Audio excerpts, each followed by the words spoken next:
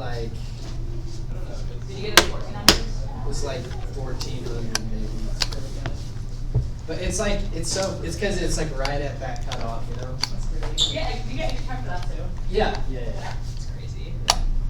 That's crazy. But it's really nice though, because my anxiety's terrible over tests and stuff, and it makes it a lot better. Me too. I usually get really nauseous before I take these tests specifically. How you doing? But I make it through. Get her done. I make it through. I actually like, I don't know, I really like this. Sometimes it seems like passing have or so passing many away is easier to than like passing. study and Thank you, Mr. Townsend. Yeah. Music, music. the apes monkey train tomorrow. Oh, they're the same day. I know. Yeah.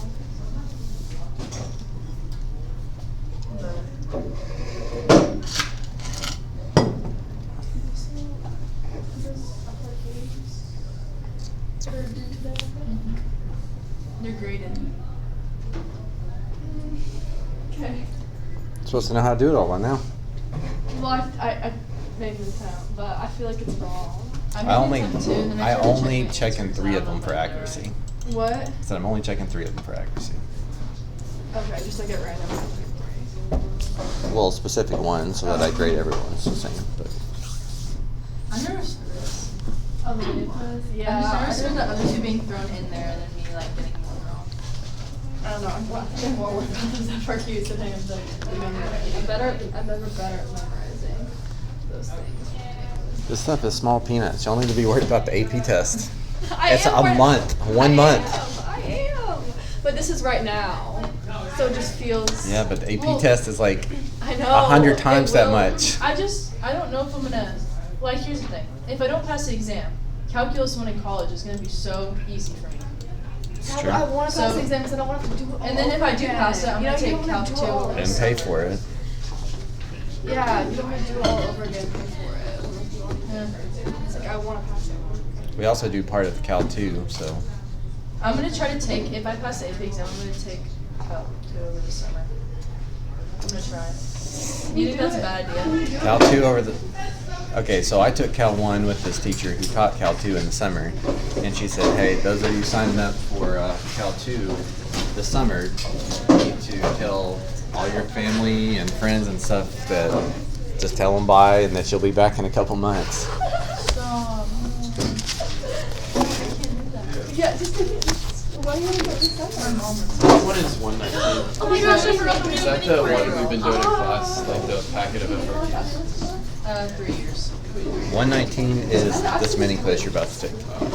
Hey, because I wasn't here yesterday, could I just take my part 2 mini quiz today in class? Yes. Then I can sign up. So I've signed up for Also the next Tuesday's prime time. Okay. To then take what y'all did in the part 3. Okay. Does that work? Yes. Okay, cool. But you'll have to remind me in class. Yes, well, yeah. Could I have that part 3 sheet? Is that in the thing? It's in the back folder, one of the back folders.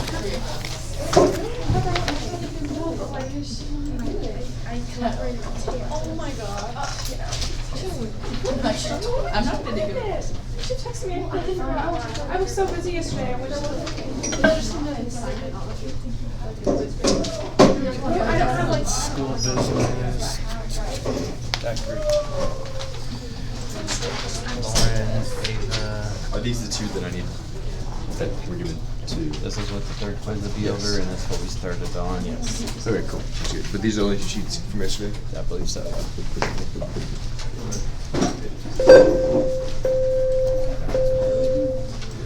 All right, we're gonna start off with our mini quiz part 3. So please clear off your desk.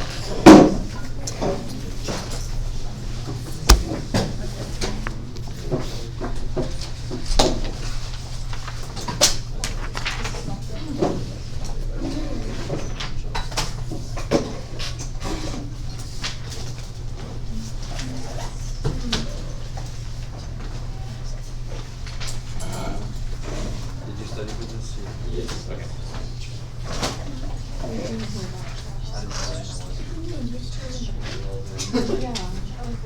Fortunately, that means we should get a low score. There you go. Oh my goodness.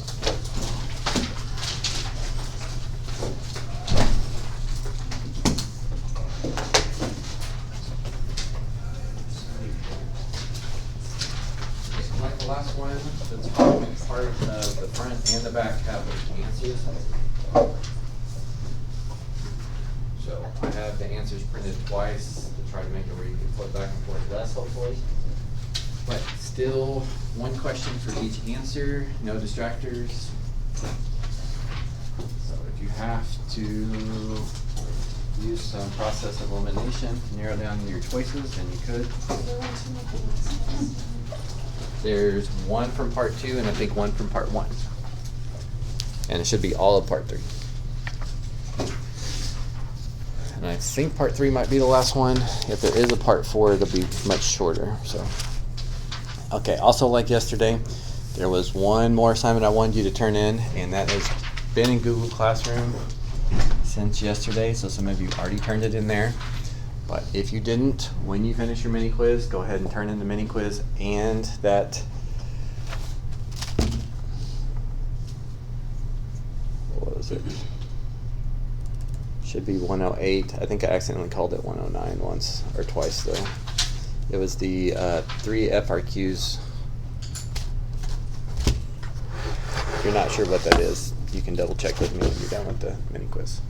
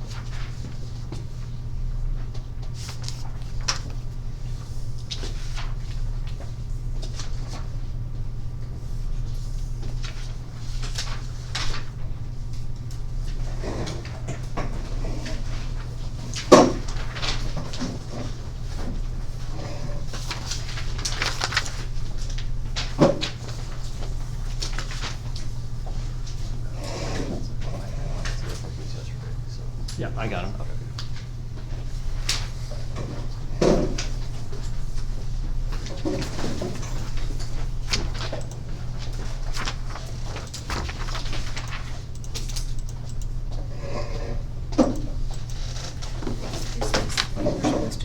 Yes, this one and then the mini quiz. Is this one 108? Yeah, that one's 108. But I've accidentally called it 109 recently, so that could be part of the issue.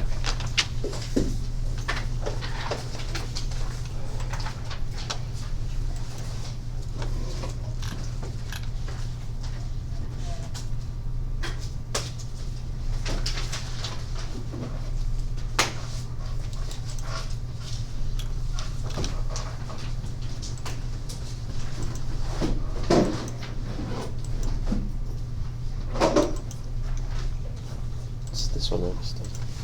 Yep.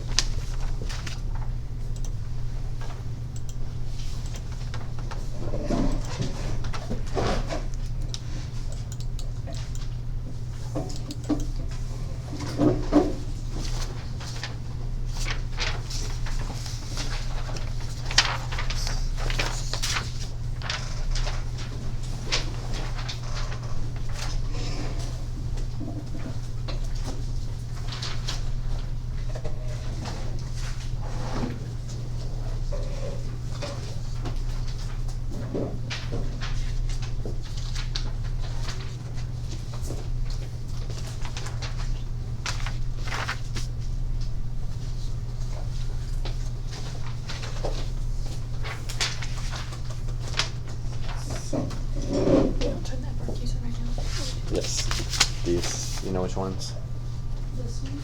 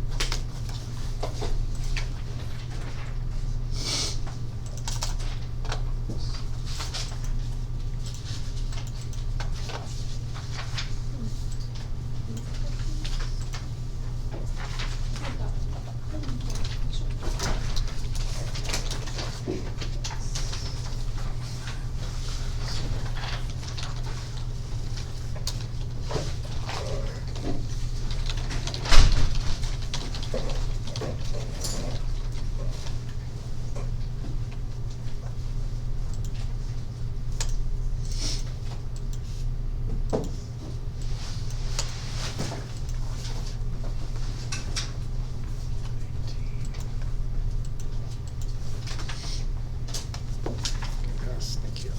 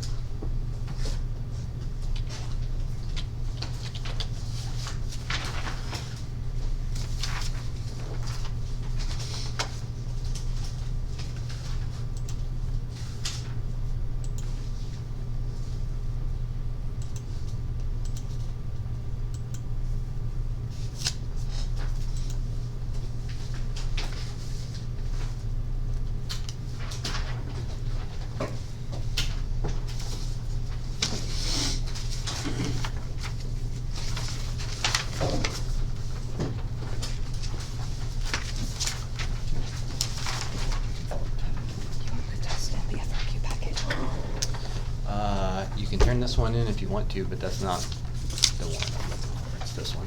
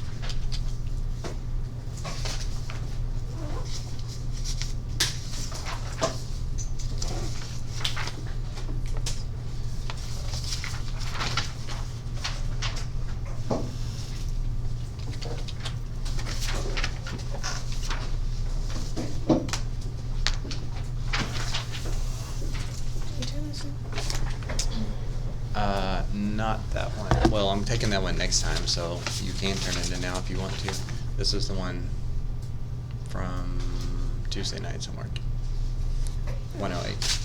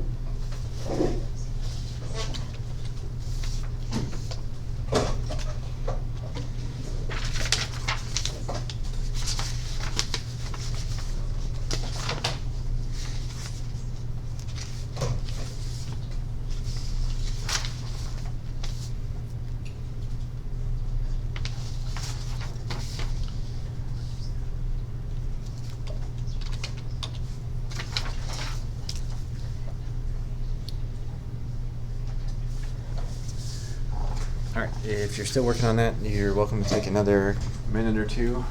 And you need to come bring it to the basket, please. But for the rest of us, let's go ahead and move on.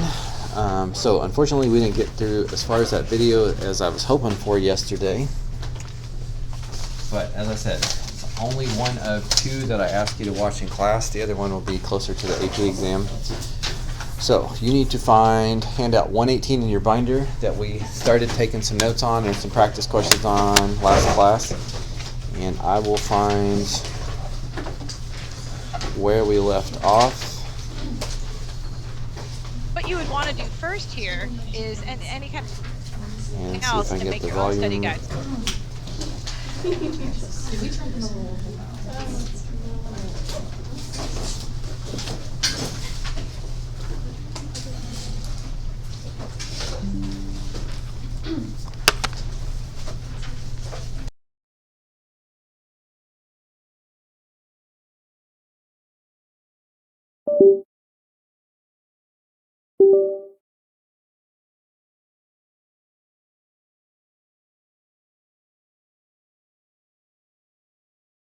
Oh, okay.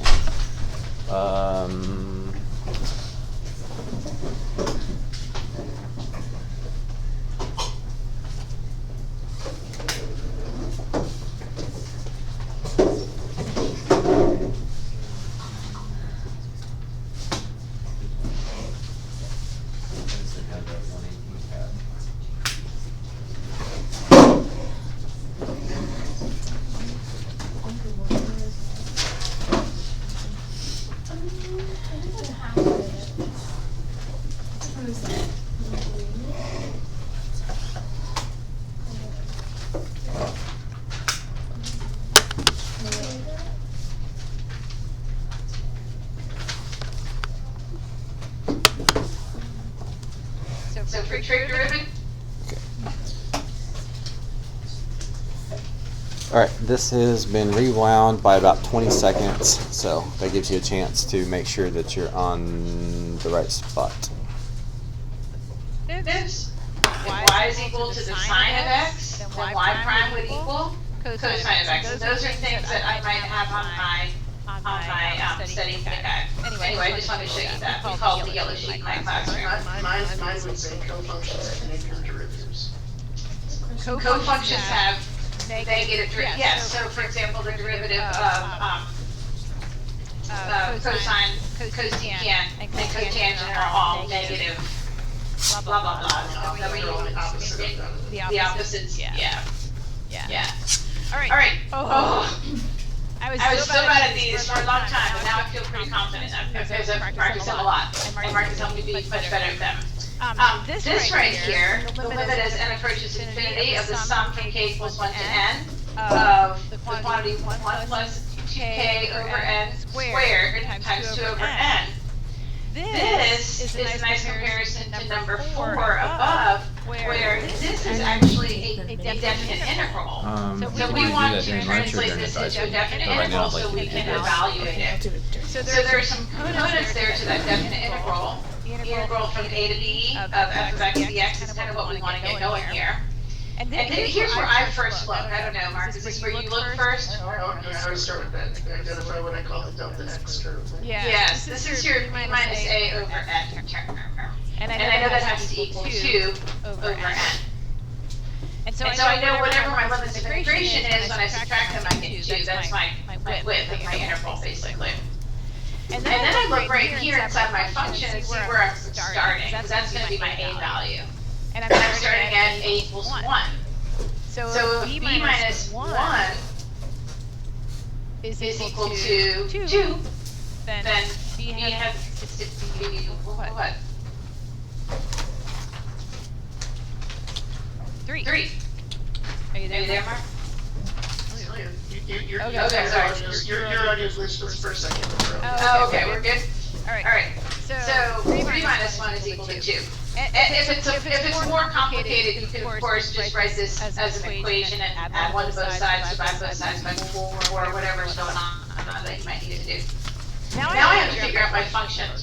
Yep. Now I have to figure out my function.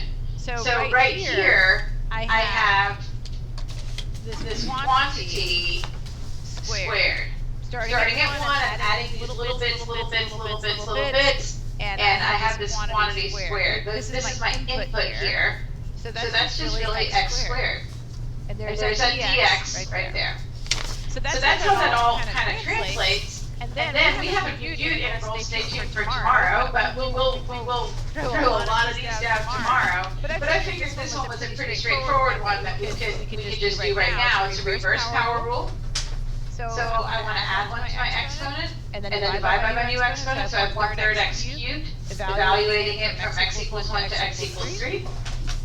So I have 1/3 times 3 cubed, minus 1/3 times 1 cubed, or you can factor that 1/3 out if you wanted to, however you want to do it. 1/3 of 27 is 9, minus 1/3 is looking like 8 2/3. Any other comments on that, Mark? No, I don't want to get into this tonight because we are trying to be aware of everyone's time and not people's time here. But if you want to add GT, there is actually a way this can, if the integrals from 0 to 2, and then the function is 1 plus x quantity squared, you get the same result. So you didn't need that 1 as no starting point. I think that's a good point. That will get you 8 2/3 also.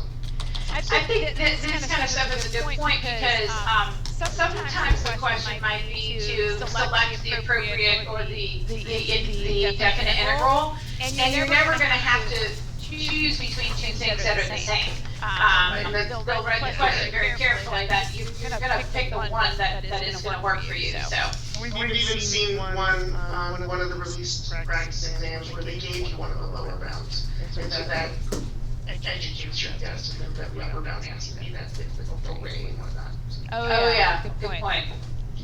Okay. Here's my last one that I'm going to do, and then I'm going to tell a joke and hand it over to Mark. This is number 6. And let's see, I've got lots of papers here.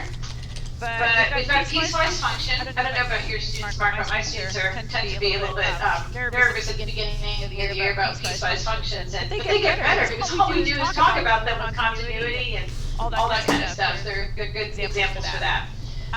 But this piecewise function, f of x is equal to the sine of 2x for x is less than or equal to pi, and 2x minus 2 pi for x is greater than pi. And we want to let f be the function defined above. Which of the following statements about f is true? I kind of would maybe emphasize that I'm looking for true, because sometimes it'll say not true, or cannot be true, or something like that. So sometimes it'll say false. Sometimes it'll say false, right? That's what and then it's talking a lot about F being continuous and differentiable, continuous but not differentiable, and all happening at this juncture, because we know that 2x minus 2 pi is just a linear function, it's continuous everywhere and differentiable everywhere, and same with sine of 2x. So the issue is going to be here at this juncture. Are they joining up? Is it a smooth connection?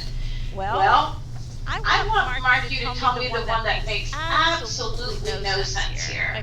So, the question you should ask is continuity is something we're talking about today, right? And differentiability implies continuity. And so if a function is differentiable at a point, we have to be continuous. And so C says differentiable but not continuous at x equals pi. And that is not a possibility. If you're differentiable there, it has to be continuous.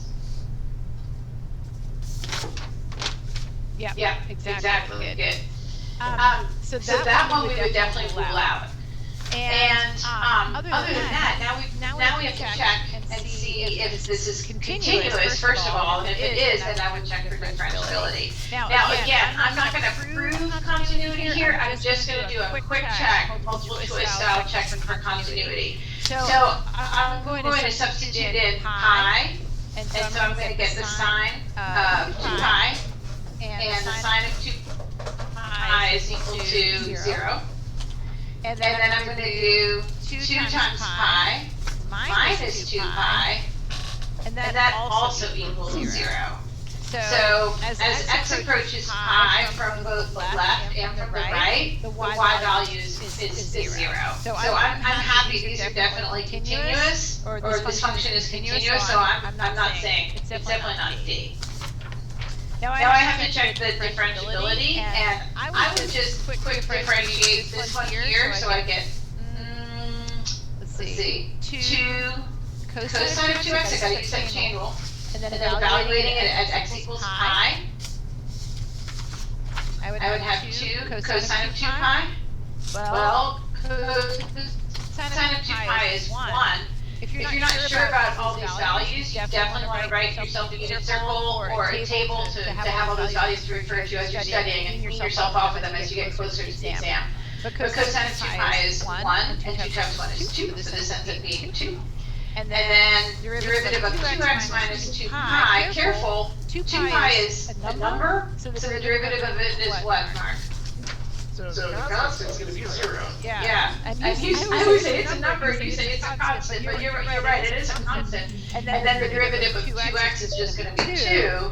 2 minus 0 is 2. So these are the same. So not only was this continuous, but it was also differentiable at x equals 5. I love the smiley, I use smileys all the time. Oh, yeah. I loved a little bouncy guy that came in today. We'll have to watch that again later. So cute. All right, I'm going to tell Jim, and Mark is going to switch to his document camera. But here's my joke. Our monsters. Don't switch yet, I guess. Are monsters good at math? No. Well, not really, unless you count Dracula. Oh, it's a little bit of shine on it. He's so cute! And look at all this accurate math. Whenever you're looking at stuff like in a magazine, you say to yourself, that math is accurate, right? But this is like 100%. So good.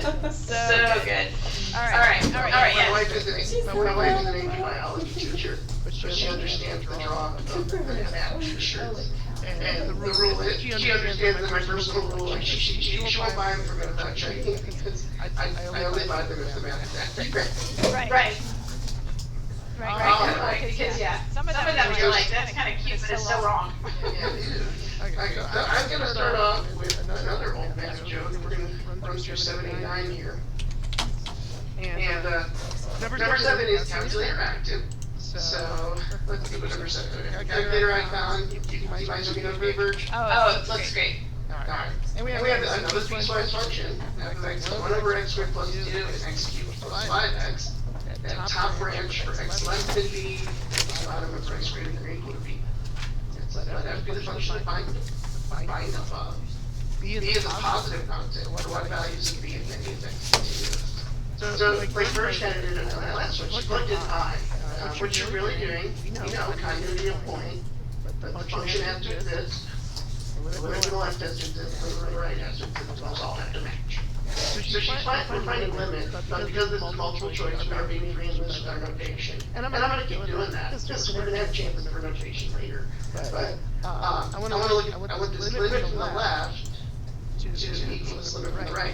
So I'm trying to find a place where these two are the same. I want the function value, or y to be the same.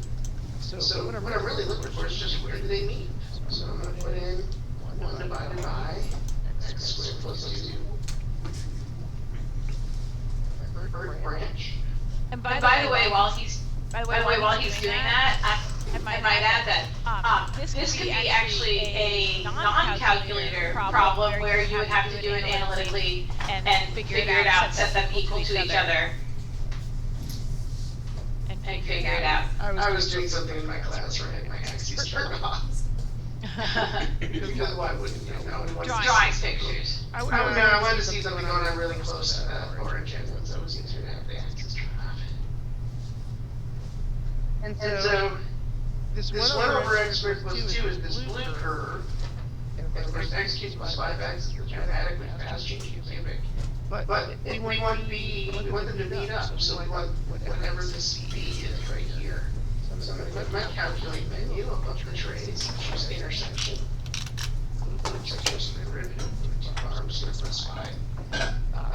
First curve is the top, prompt speed. There's only 2 curves on the screen, so I'm going to press enter. They'll hit one, because I've got to really that important. And I get that my intersection is 0.099, really straightforward. And my y value is 0.4975 or 0.498. And both of those are choices. So we have to decide which one is the one we want. Well, x is a parameter here with b, right? So I want the x's to match, so I choose z. B is actually the limit of this from the left and the limit of this from right. When this might z. And the value of the function, when this might be. And it's also the value of the function. There's those 3 continuity parts. At that point, 498 is what we get when we plug it in, and it's what the left and right are both approaching. Very good. And then we're just going to send the calculator away. Because that's it for tonight. Bye. Bye. Oh, but 8 looks like a calculator question, doesn't it? But it's not. No, it's not. But you know, I think 8 could show up on a calculator portion, but I don't think it would help you a lot. Yeah. It wouldn't help you. We talked about that yesterday. They want to give you an extra minute to work on the problem, and it might show up there. Alright. So we have the function h is continuous and decreasing for x greater than 0. And then we have this table, and we see values of h that are in fact decreasing, and then they tell me it's continuous between them. So we're going to get the value between the value. That's coming Monday, next week.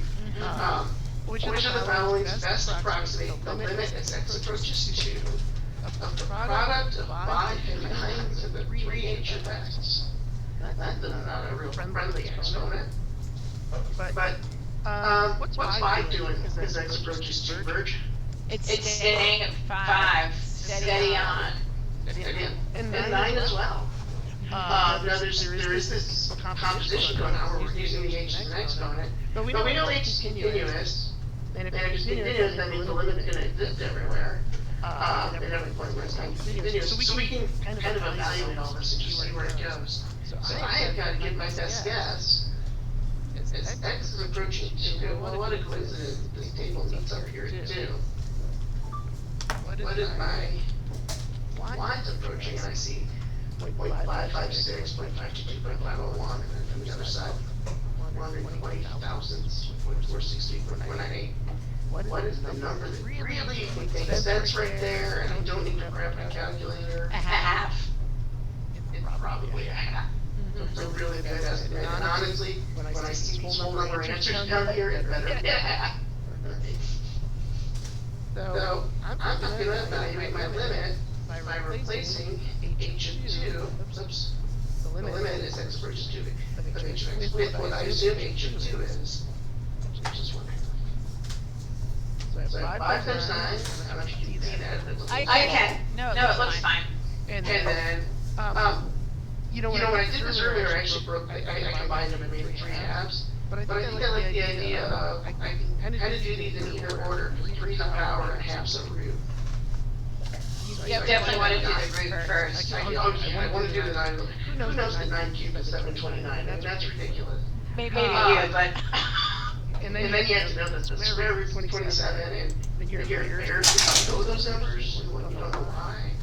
So I'm applying that square root to my time and getting a 3. The cube is still waiting, so 5 times 27. And then I add, it's without a calculator, but 5 times 7 is 35, and 5 times 100, so I'm gonna go with 135. You know, that's how I did it when I did it today. I did 5, open parentheses, 20 plus 7, close parentheses, and I figured it out that way. After teaching algebra for so long, I just use it for multiplication. I mean, that's what I do.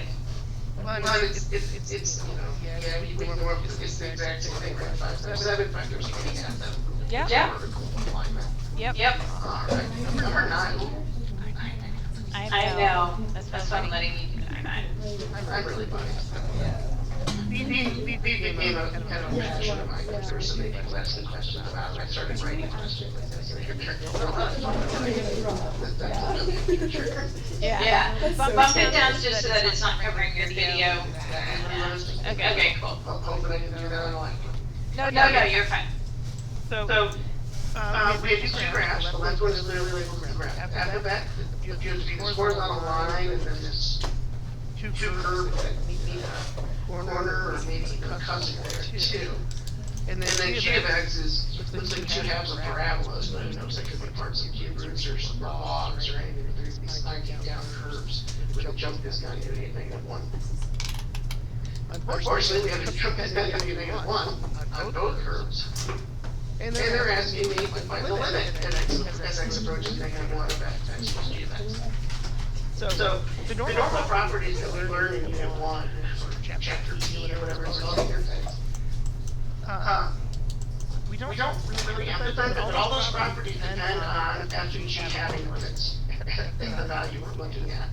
And that means you don't have limits here. I can't really say, well, f(x) has no limit, g of x has no limit. Let's add those together and see what's happening. It adds no limit to no limit. So, what we do, what are other ways to see if the limit exists, Serge? I love this question because I think a lot of students, if the answer choice was does not exist, they would pick it. You know, they would pick does not exist as an answer choice. But this is forcing your hand to say, oh my gosh, this limit does exist. How can we examine it? Well, let's examine it from the left and let's examine it from the right. Limit is x of a of f of x, or whatever our function is, only exists, I'm going to switch this over, if the limit from the left and the limit from the right are the same. So that's what we're going to do. We're going to go explore these one-sided limits. So I'm going to look at the limit as x approaches -1 from the left. Now the reason that this is so helpful is now we can use those Unit 1 properties. Because the limit does exist from the left for both functions. If I approach from the left, f of x is approaching a height or staying at a height of -1. So that's the limit of f of x as x approaches -1 from the left. And g of x is approaching a height or a value of 2. I think 3. Oh, it is 3. Yeah, you're right. No, you did it. No, I wrote it correctly, but you're right. I'm having audio glitches too, and I read that wrong. -1 plus 3 is 2. It's approaching a height of 3. And then we have our limit as x approaching -1 from the right. And what we're looking for here is if we get 2, we'll be really happy. And if we don't get 2, that really mission though, that this was a choice. So now I'm approaching -1 from the right. And I'm approaching a height of 1. And then I'm approaching -1 from the right of g of x. And I'm also approaching a height of 1. And 1 plus 1 equals 2. Here's that guy again. Our limit is 2. So yeah, this is your go-to. It can be a composition, it can be a product, it can be a division. Your go-to is if the limits don't exist, treat your left and your right. finish after lunch. You asked me to turn it back Yes. on to do this. Yeah. Let me just look at it real quick. Go sit up. Sit up. Okay, I'll put it in now.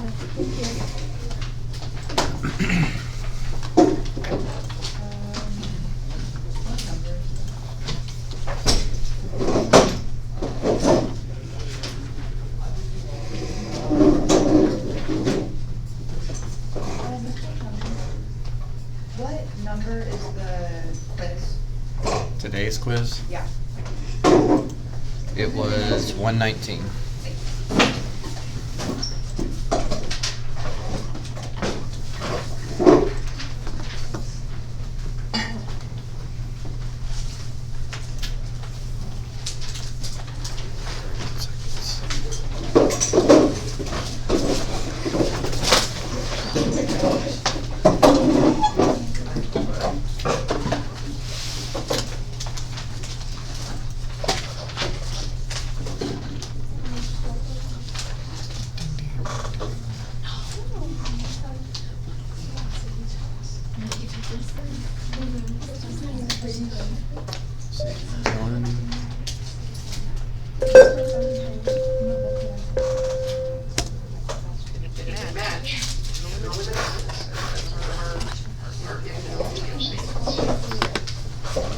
Yep. Those are good.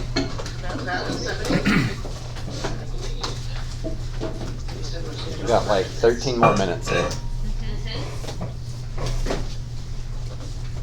Rearrange my papers so that my previous answers are visible, so I need to little bit down this. You'll see everything, see what personal talk. All right. So we've got this graph. You'll see these graphs a lot of piecewise function. It's got two-line segments and a semicircle, and sometimes it's quarter circles, and then there's a graph on it. They'll tell you. That looks pretty This common. function is defined from -5 to 9, inclusive. The graph would be, it's a two-line segment there, the semicircle as shown. And h is going to be defined as the integral from magnitude x of b to the graph of b. So h of x is the integration of this. And like Berg said, we're going to talk about fundamental theorems tomorrow, but our review session, you guys have seen all these things, so time to bring them all together and talk about limits in terms of this. Because they do get tested and kind of together like this, so. So for each of the following, find the value or state that it does not exist.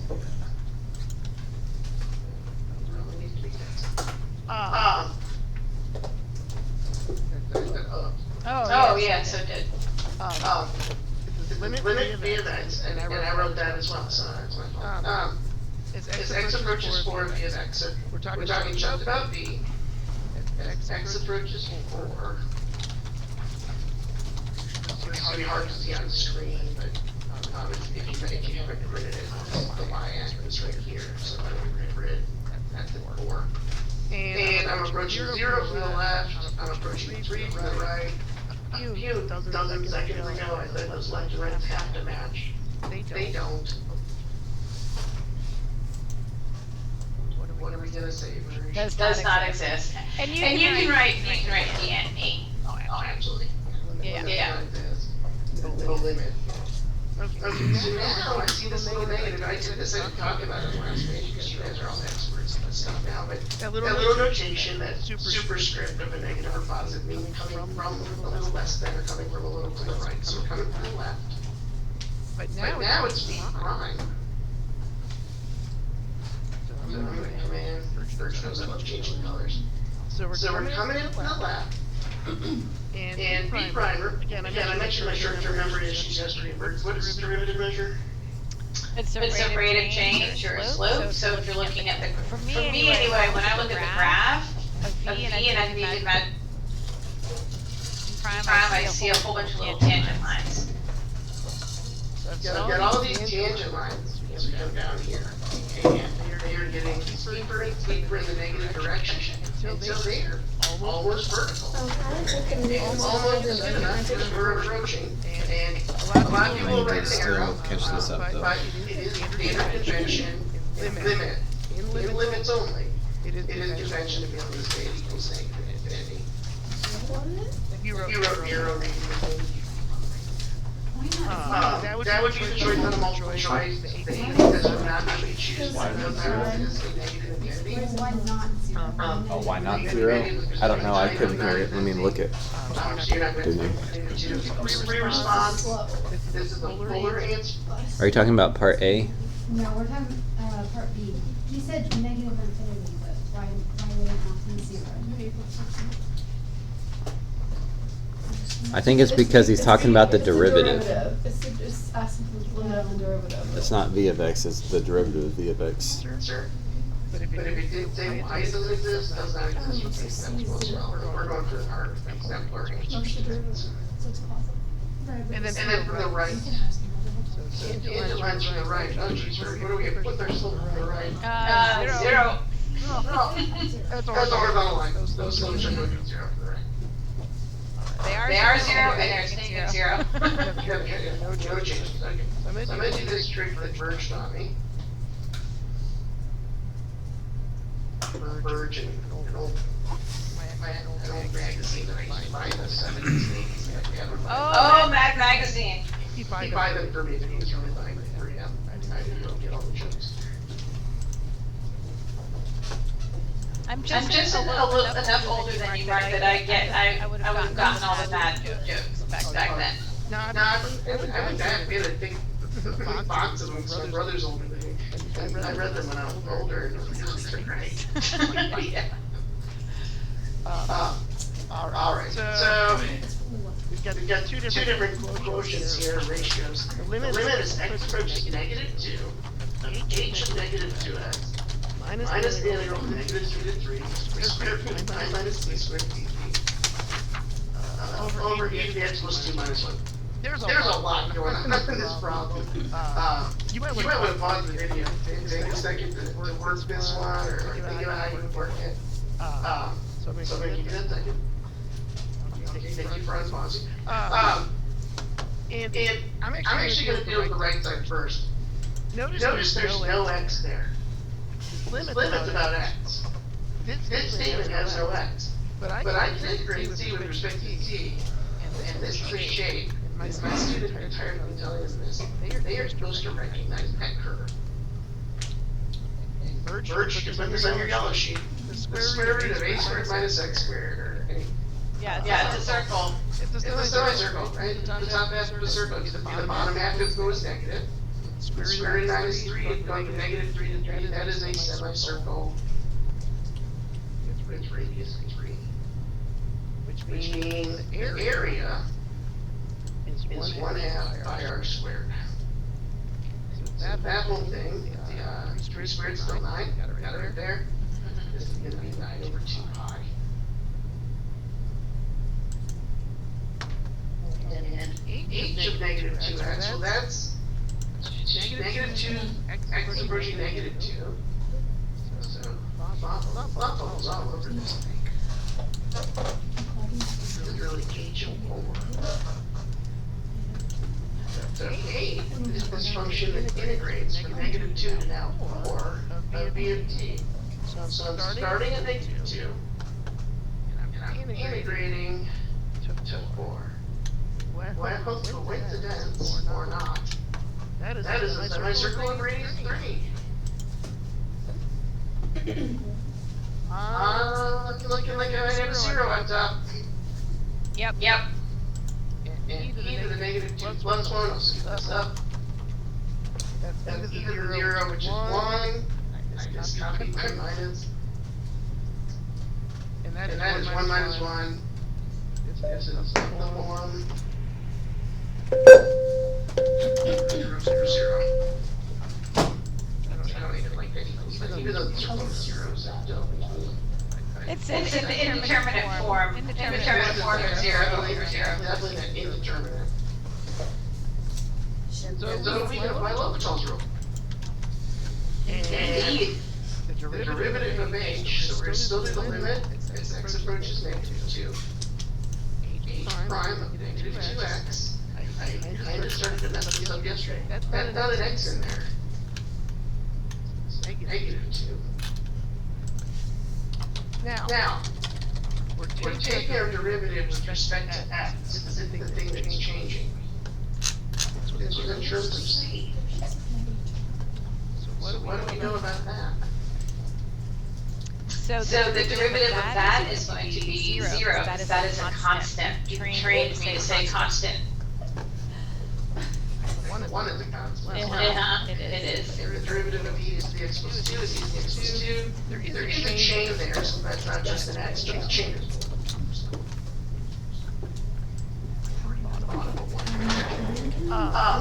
Do like And now raise your feet. the part 2. Plug in -2. When you see I'm this. gonna get 4 in there.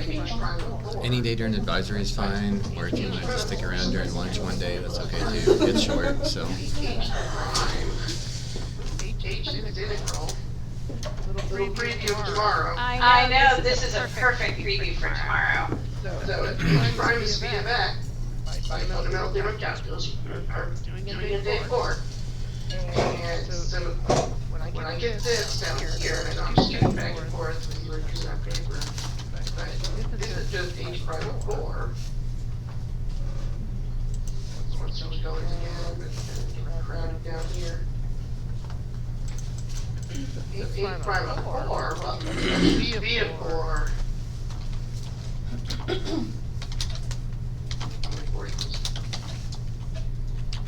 This whole thing. 3 times 3. Still negative 2 plus 2, so that's denominator still 1. And we get negative 6. Yay! That was great, rejoicing.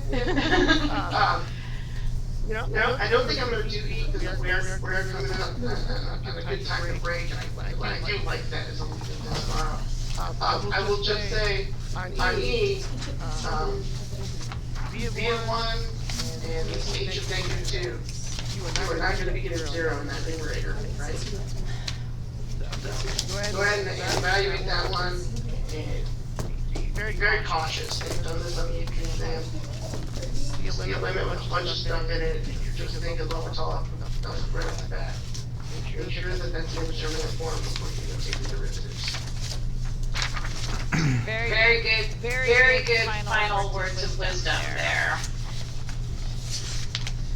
Alright, so here's our takeaways for today.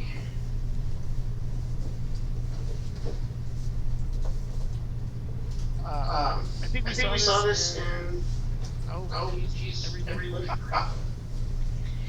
Yeah. I mean, with the exception of factoring at the beginning there, like, we didn't do much algebraic manipulation at all today. But it can, that's the definitions, right? You notice a derivative. Oh my gosh, if Virgin gone down the rabbit hole in that P of X problem of trying to do a difference, cosine A minus, cosine alpha minus beta, it would work. Oh, you can do it. Oh my goodness. What a jump through when you just say, oh, that's the definition of derivative, I know, I'm doing that with it. We already, we've got fundamental theorem tomorrow, IVT and some of the other theorems, extreme value theorems, that are coming up on Monday. So continuity space, that problem Virgin, that differentiability, continuity, that's going to come back. And we may not have said this enough yet, we will say it more during the 8 days. You guys can do all this. Outside of the realm of what you can do down in the next few weeks, so keep plugging. So does this just be? So next time, what are we going to learn next time, which is tomorrow, Thursday. Okay, I'm stopping that. So remember, on the front here, this is the only one that we're going to take that class time to do, partly just because I wanted y'all to see that, you know, to begin some math help in a video, you know, it's not nearly as boring as it could be, and seeing a little bit of learning questions is good. But on the front page, if any of those other topics sounds like things that you want to check out, then please take that upon yourself. I made those links as easy as possible for you. And then another good thing about this video, you saw that they didn't just pick out easy questions, they picked out some that really make you think and challenge you and force you to really think about how some of that stuff works. So I think that that's good. Okay, any questions about that before we put that aside? Okay, then next up, I need you to get out your Chromebook, please. Got some important information for you. And I need you to start on something while you're here to make sure things go okay.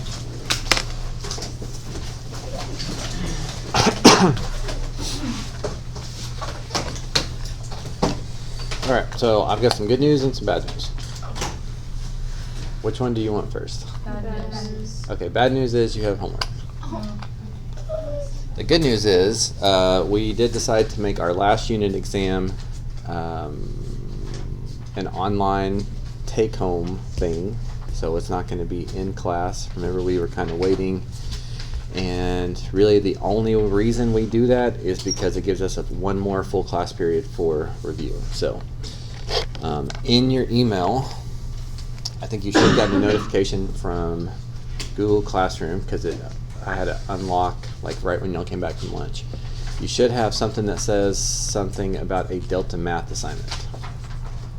So either find that in Google Classroom or check your email and see if you see that.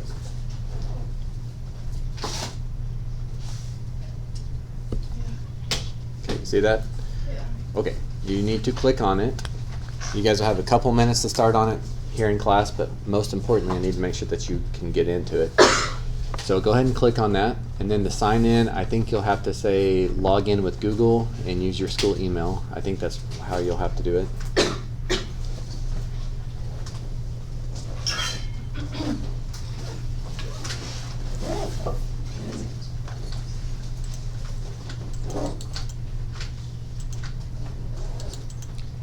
And then you should have just one assignment.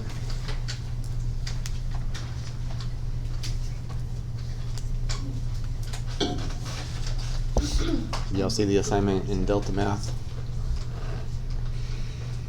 Once you're logged in there.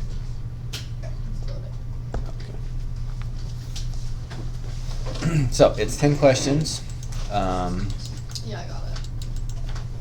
So a mix of all the stuff from the last unit. Area between two curves, L'Hopital's rule, volumes from cross sections, volumes from rotations, and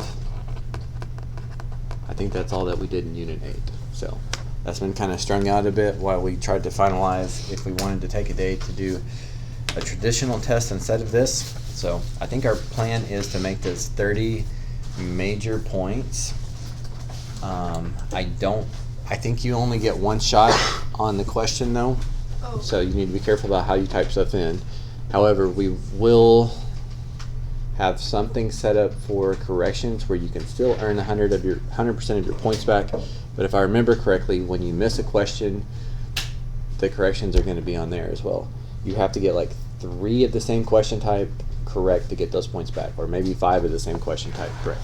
So you really want to get it correct the first time, but you can theoretically earn your points back on what you miss.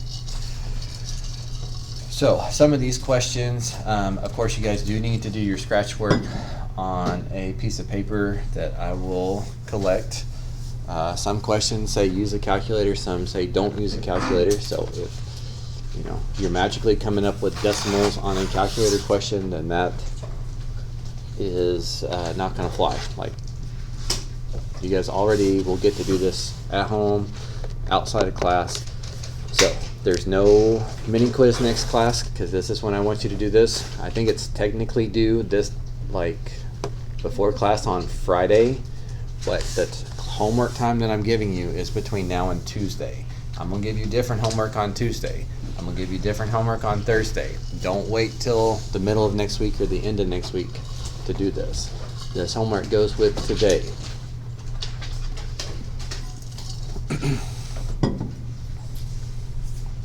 So, main thing I need y'all to do is to log in, see that you can access it, and you've got 20 minutes, so you can maybe do a couple questions. Obviously, you can refer to your notes because I'm not going to be able to stop you from that. outside of class, but you do need to do your scratch work on a separate sheet of paper. I will collect that. And when we do corrections, you will have to put that on a separate sheet of paper as well. Now, I'll get the score in Delta Math, but your scratch work needs to match up with that.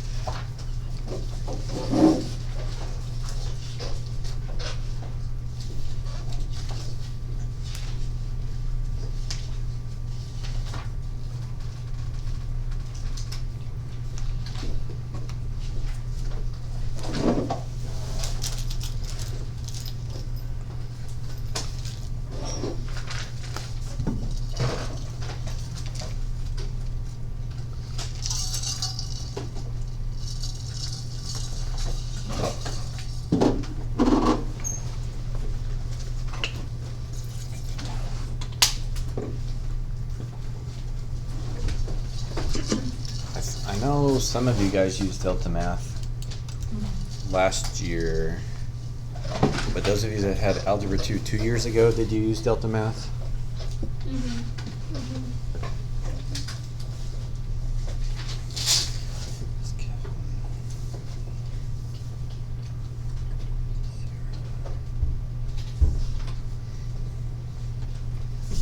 And you guys do have different questions, like different numbers and stuff, so obviously you should not be sharing work or sharing answers. So you're looking at? Yeah. Y'all will get in.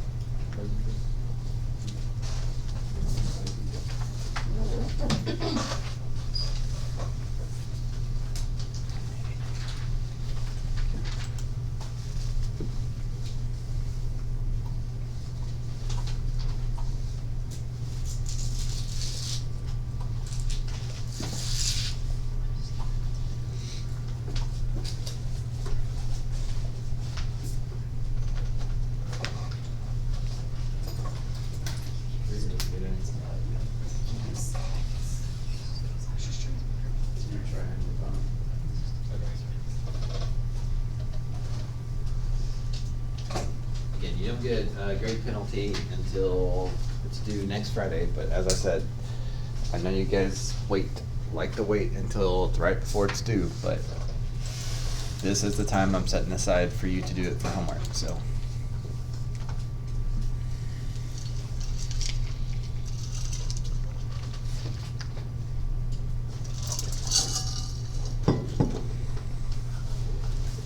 So please do that.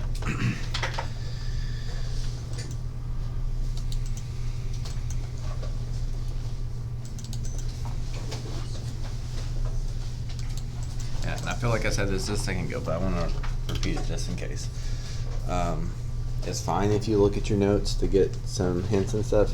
Obviously, if you're looking at your notes for any of these questions, though, you need to highlight that stuff, as this stuff's going to be on your AP exam. And your AP exam is a month away, and not next week, but the week after. We won't have one of our classes, basically, because of ACT Aspire, and some of you guys are going to have AP tests the week before ours. Well, that time is going to go by quickly. So again, we feel like we are doing you a favor here by making this homework instead of a class day. I'm just giving you a little bit of class time now because I wanted to make sure everyone could get in and understand what they were doing. Now, of course, I don't know if you're using a calculator on a non-calculator question.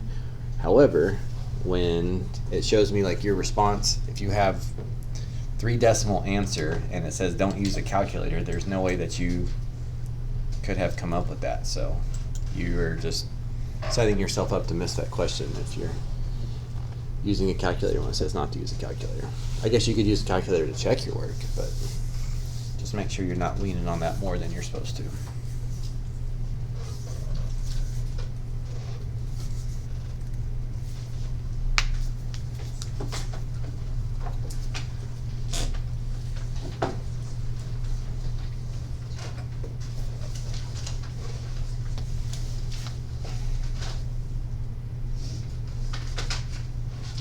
guys happy with that?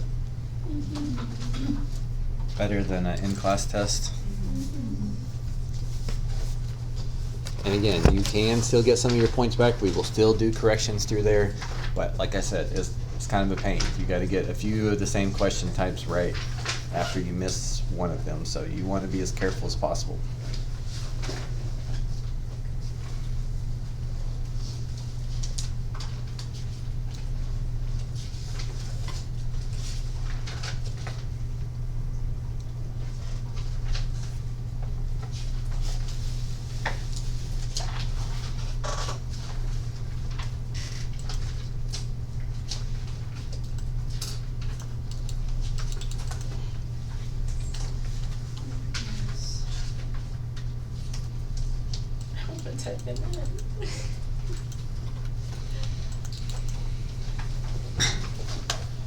What does this do again? It's like 11 on Friday, I think. Next a week after that. Yes. 1 full week before it counts against you. Oh. That's even worse. Yeah, it doesn't tell you it's right or not. It'll tell you your score when you're done with everything. Oh, okay. But I don't think it tells you per question. Okay. Yay.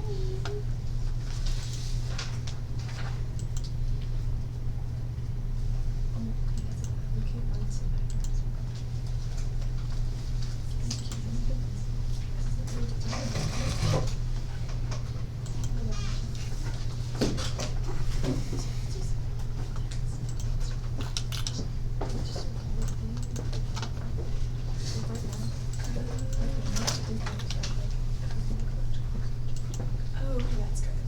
I wish we.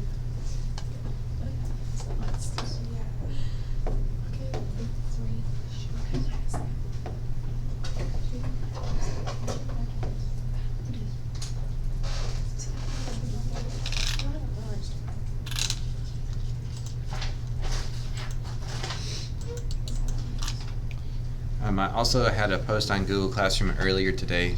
Do you guys always get emails when I post on Google Classroom? Yeah. Okay. For the people doing the mock exam tomorrow, we're gonna have it in the lecture hall. So Okay. I put that on the thing. Also, we start testing at 8. Like that's the time that you start putting pencil to paper. So if you're late, there's no punishment. But also, if you're late, you're kind of skewing your score, your experience of the real mock exam. So try to be here. We'll also have some snacks. And I know the lecture hall is supposed to be no food and drink, so I don't know if you want that. You might have to be here a few minutes earlier and eat it before we go in the lecture hall. I'm not sure about that. I was not the one who checked that out, so.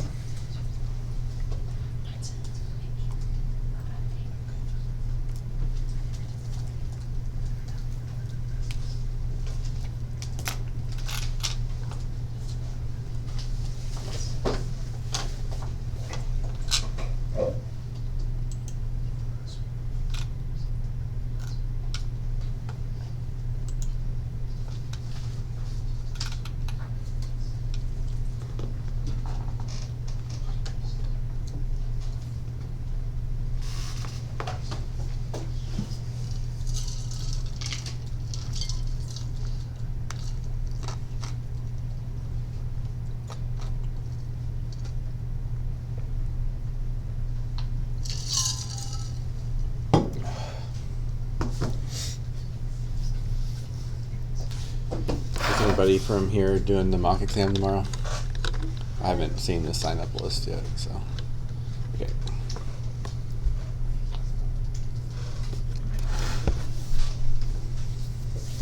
Just make sure y'all are on your good behavior. This cross is a lot meaner than I am. I wish she's nicer. Are you laughing at your own joke?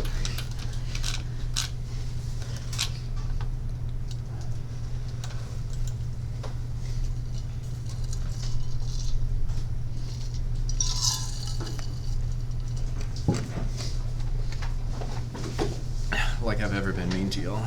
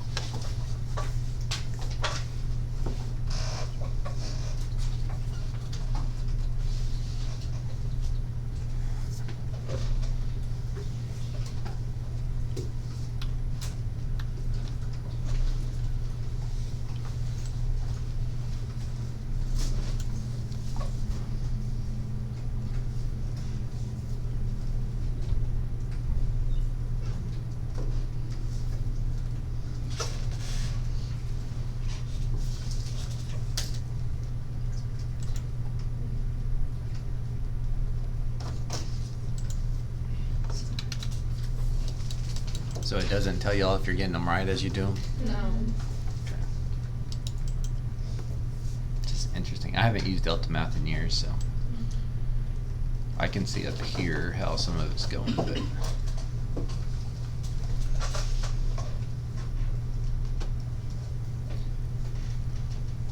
right now the average score is 1.5%.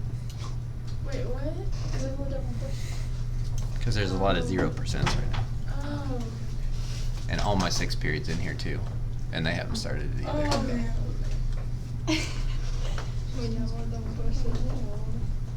Wait, so you can see if we have the right answer or not? Or you can see our answers? I can see how it's going. I can see that you finished one question Yeah. and you got your first one right. Oh. Okay, thank you.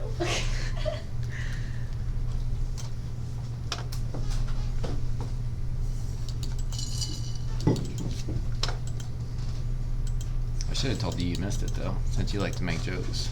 I was not the one who made the jokes, though. It was all Ashley. You know what? Read it like that.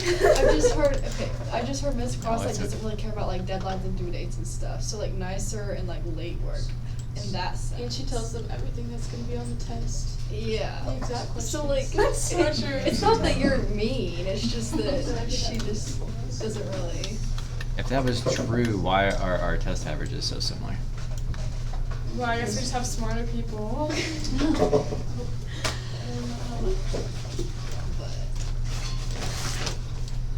I'm just giving you a hard time.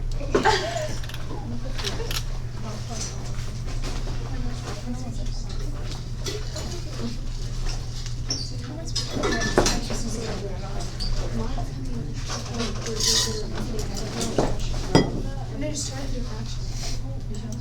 7 thirds. Because you know that 0.333 repeating is 1/3. Okay, well not. So 2 and 1/3 is the same. We're just trying to do a fraction on your. You're right. Yes. Oh my gosh, how do You you could do have. that? You could have just done this. Well, it was in my. I wish you could copy and paste stuff. I wish she could just, but so I couldn't get it. But thank you for that. See, that's why mine is. I'll spend 5 minutes just like staring at something like that. Yeah. And you just notice. No, I think mine is like negative 2.6.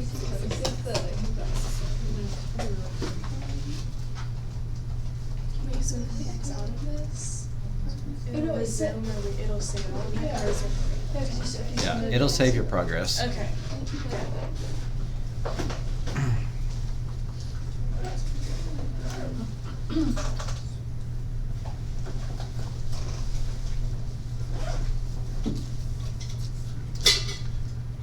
Okay, y'all have about 5 minutes, so you might finish up your thought, jot down your stuff about homework, and then find a stopping place.